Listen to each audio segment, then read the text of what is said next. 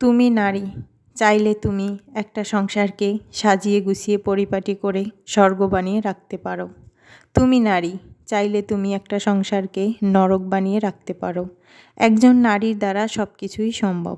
তাই নারীদেরকে অবহেলা না করে তাদেরকে সম্মান করা উচিত, শ্রদ্ধা করা উচিত। একজন নারীর দ্বারা সব কিছুই সম্ভব। হ্যালো এভরিওয়ান, আসসালামু আলাইকুম। যে যেখান থেকে এই ভিডিওটা দেখছেন, আল্লাহর অশেষ রহমতে আশা করি সবাই ভালো আছেন এবং সুস্থ আছেন। আলহামদুলিল্লাহ, মহান রব্বুল আলমিনের অশেষ রহমতে আমরাও ভালো আছি এবং সুস্থ আছি। প্রতিদিনের মতো নতুন একটা ভিডিও শুরু করে দিলাম। এই ভিডিওটা গতকালকের, সময়ের অভাবে আপলোড করতে পারিনি, তাই আজকে আপলোড করে দিলাম। গতকালকে তেমন রোদ ওঠে নাই, আজকেও তেমন রোদ ওঠে নাই। নতুন বছর, মেঘলা মেঘলা আকাশ, ভীষণ ভালো লাগছে। তবে প্রচণ্ড ঠান্ডা পড়ছে আমাদের এদিকে। তারপর চলে গেলাম সকালের নাস্তায়। সকালের নাস্তায় আমি একটু চা আর বিস্কিট খেয়ে নিচ্ছি। যেহেতু প্রচণ্ড ঠান্ডা পড়ছে, তাই আর তেমন কোনো নাস্তার আয়োজন করিনি, ভালো লাগে না। শীত শীত একটা আবহাওয়া। এদিকে তো ভীষণ শীত পড়ছে, জানি না কোন কোন জায়গায় কীরকম শীত পড়ছে। তারপর চলে গেলাম বেবির জন্য একটু নাস্তা বানাতে। ওর নাস্তায় সকালে নুডলস রান্না করেছিলাম। নুডলসটা শুধুই রান্না করে দিয়েছিলাম, মশলা টশলা স্কিপ করে। বেবি ঘুমিয়ে আছে, তাই ওর নাস্তাটা রেডি করে রেখে দিচ্ছি। ও উঠলে ওকে খাইয়ে দেব। ও ঘুমে থাকা অবস্থায় ওর নাস্তাটা রেডি করি, কারণ ও ঘুম থেকে উঠলে অনেকটা সময় দিতে হয় ওকে। এদিকে বেবিও ঘুম থেকে উঠে গেছে। আমি নাস্তা রেডি করতে করতে, ও ঘুমিয়েছিল তাই বিছনাটা সুন্দর করে করতে পারিনি। আজকে বেডশিটটাও চেঞ্জ করব, তাই ও ঘুমিয়ে থাকা অবস্থায় আর গুছিয়ে রাখিনি। ও ওঠার পরই বিছনাটা সুন্দর করে গুছিয়ে নিচ্ছি। আসলে যাদের বাসায় বেবি আছে তারাই বুঝতে পারে একটা বেডশিট দিয়ে কদিন যায়। আমার তো 3 থেকে 4 দিনের বেশি যায়ই না, অতি জোর 5 থেকে 1 সপ্তাহ। জানি না কোন আপু এবং ভাই এখন পর্যন্ত আমার ভিডিওটা ক্লিক করেছেন। যদি কোনো আপু এবং ভাই আমার ভিডিওটা ক্লিক করে থাকেন, প্লিজ একটা লাইক দিয়ে দিবেন।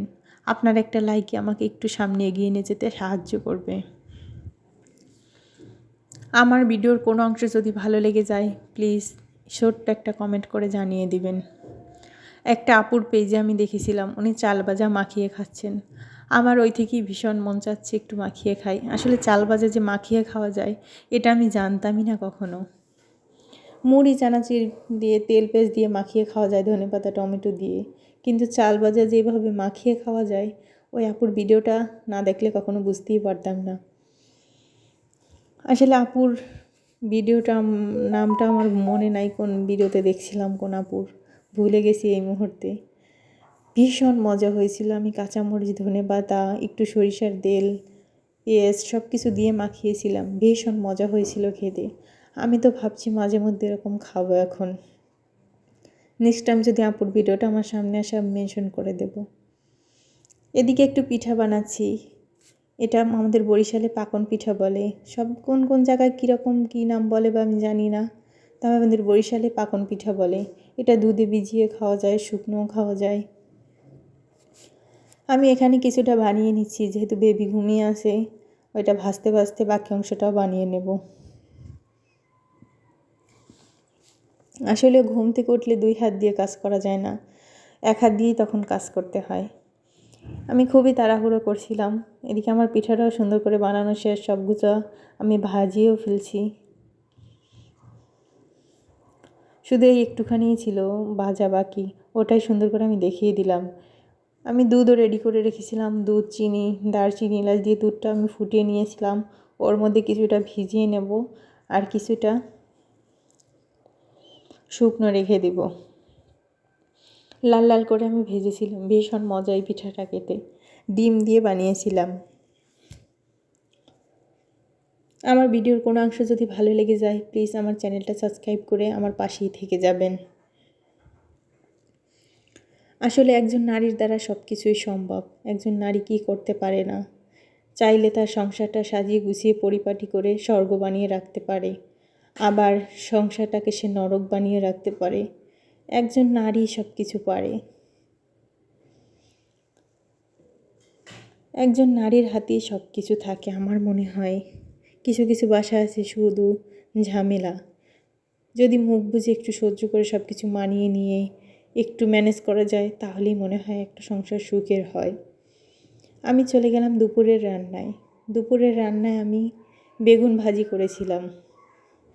যেহেতু এটা গতকালকের ভিডিও ছিল, নতুন বছর, তাই একটু সামান্য কিছু আয়োজন করেছিলাম। আমার বেগুন ভাজিটা প্রায় হয়ে গেছে। ওটা আমি কিছুটা ধনেপাতা কুচি দিয়ে নামিয়ে নিচ্ছি। এদিকে একটু মুরগির মাংস রান্না করেছিলাম।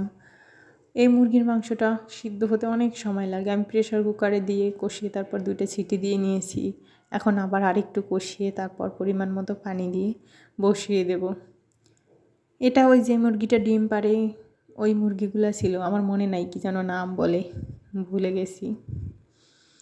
খেতে ভালোই লাগে, কিন্তু সিদ্ধ হতে গরুর মাংসের চেয়েও ডাবল জাল লাগে।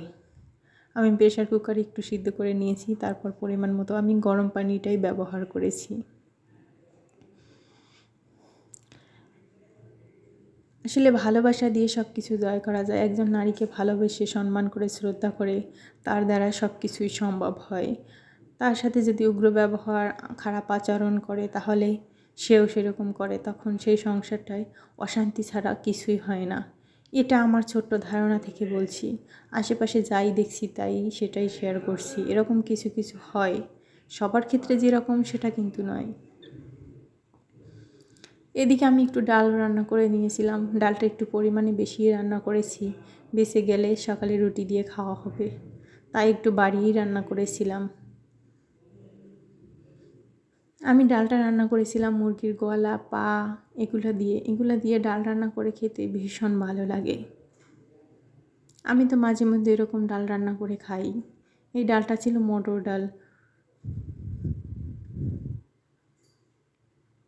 এদিকে আমার মুরগির মাংসটাও রান্না করা শেষ প্রায়। অনেকটা সময় লাগে এই মুরগিগুলো সেদ্ধ হতে। আমার কোনো কথা এবং কাজে যদি ভুল হয়ে থাকে, প্লিজ ক্ষমার দৃষ্টিতে দেখবেন। একজন মানুষ মাত্রই ভুল, ভালো খারাপ সব দিক দিয়ে একটা মানুষ। গতকালকে কোনো ভিডিও আপলোড করিনি, ভয়েস ওভার করিনি, তাই আজকে ভয়েস ওভারটা করতে কেমন যেন লাগছে, আনইজি লাগছে। আসলে যে কোনো কাজ কন্টিনিউ করলে ভালোই হয়, আবার যদি একটু থেমে থেমে করা হয় তখন আসলে সেই কাজটা সুন্দরও হয় না। প্রতিনিয়ত যদি একটা কাজ করা হয় সেটা সুন্দর আস্তে আস্তে হয়, কিন্তু থেমে থেমে করা হলে সেই কাজটা সুন্দর হয় না। এদিকে আমার ডাল রান্নাটাও হয়ে গেছে, একটু পাতলাই রাখছি, ঠান্ডা হয়ে গেলে আরও ঘন হয়ে যাবে। ভালো থাকবেন সবাই, সুস্থ থাকবেন। আল্লাহ হাফেজ। আসসালামু আলাইকুম।